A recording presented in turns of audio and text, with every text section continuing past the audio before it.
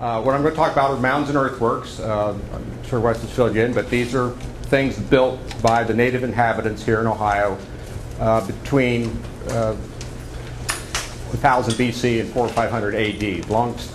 Long period of time. Built first by the Adena and then by the Hopewell.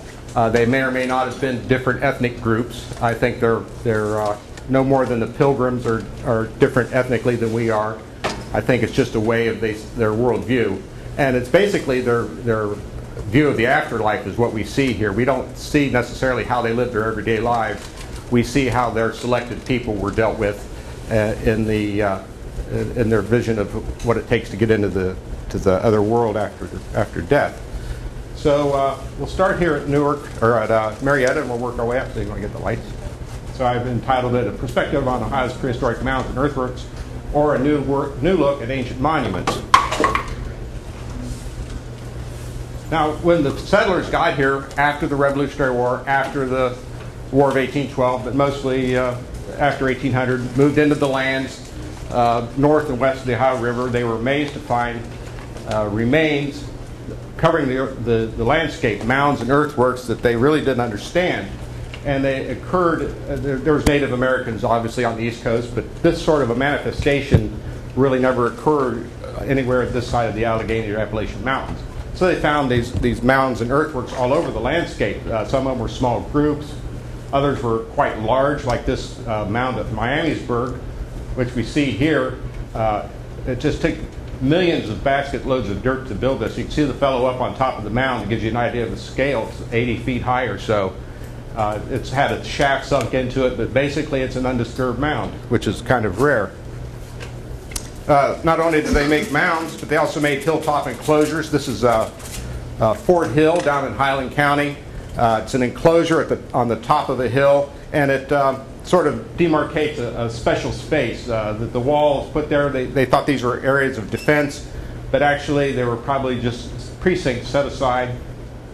Much the way we put fences around cemeteries and that sort of thing, that there was something special about that area up there, not necessarily defensive, but something special that they felt need to demarcate. This is about 40 acres of land up there with thrown up walls. Once you get up on, you get up on top, the view down the Paint Valley is really outstanding. You can understand why they would think that place was special.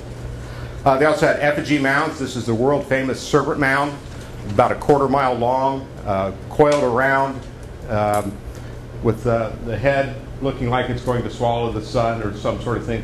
Some people think it's an egg, other people think it's the sun. We really don't know what it is, but it's a very mysterious earthwork.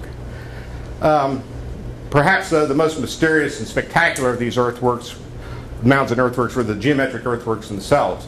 Now this is a version done by John Egan somewhere around 1830. He was a well-known artist of his time.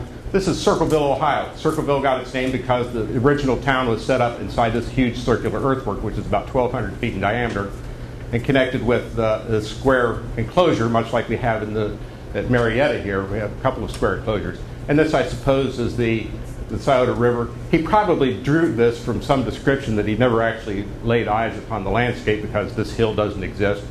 Indians didn't live here in headdresses and wiki-ups and that sort of thing. So it's sort of like a 1850s version, fanciful version, fantasy version maybe, of how they thought the Native Americans lived at that time. During the 1800s, there was a big controversy about exactly who built all these mounds and earthworks. They saw this Native American society in total disruption because of disease and warfare and everything else that went along with it. And they were basically a mere shadow of their former greatness. And they said, well, these guys didn't have the social order, didn't have the intelligence, didn't have whatever it took to build these mounds and earthworks. Obviously, it took a superior, quote-unquote, white European race of mound builders, probably the people that became the Vikings. It could have been the lost tribes of Israel. It could have been anybody but the Native Americans. And the Native Americans finally got enough strength and wiped them all out in these great battles. And that's why we have places like Fort Ancient and Fort Hill. These were the last stands of the Native Americans, of the mound builder race before the Native Americans wiped them out.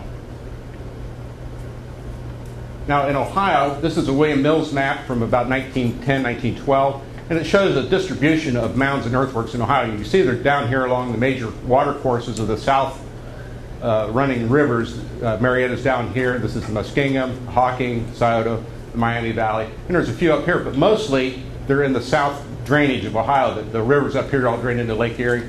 That doesn't seem to be important to these folks. It was all in the southern part of Ohio. And it had been estimated at one time there was at least 10,000 mounds in Ohio, which is probably pretty generous. The number's probably more like 4,000 or 5,000, but to say that there were actually thousands of mounds is not an understatement. And this isn't any kind of treasure map. You'll not be able to go find each one of these dots, but it gives you a very good idea of how these things, the distribution of the mounds and earthworks in Ohio. Well, this is Marietta as it appeared to Charles Sullivan from a description by a guy named Ichabod Nye, who was one of the original settlers of Marietta. We are down here someplace by a tree line. This is the Muskingum River and the Ohio River, and it shows the two squares, the truncated pyramid, the graded way. This is Campus Martius. This is Putnam's fortified village that he built when they first moved into Marietta. You can see soldiers hauling a fallen comrade in. And they called these towns and forts and all different sorts of things, but they were just social spaces that were demarcated by these earthen walls. This is the map, the first published map of the Marietta earthworks. This is by a fellow named Jonathan Hart. He was a soldier stationed at Fort Harmer, which is on the opposite shore of the Muskingum River from where we are.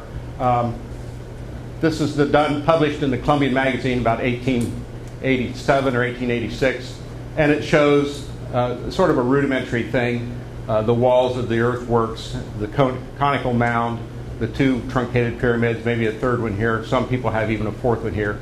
And he has two graded ways here. But it's a good representation of what was there. He was a military man, and military people like to measure and draw maps. So he was a good candidate for that. Now, his version of this was actually published in France to accompany the journal of a fellow named Hector St. John de Crevecoeur, who was a French aristocrat that traveled throughout what was then the wilderness of the United States. And he put this in his book, in this version. This is Fort Harmer down here. You can see the town up here. The Ohio River flows south. This is an island that's actually out on the river, but I don't think anybody in Paris knows that. And the description up here is all in French. But even at that early stage, the Marietta earthworks and the earthworks in Ohio were becoming world famous. This is Rufus Putnam's map of the same area.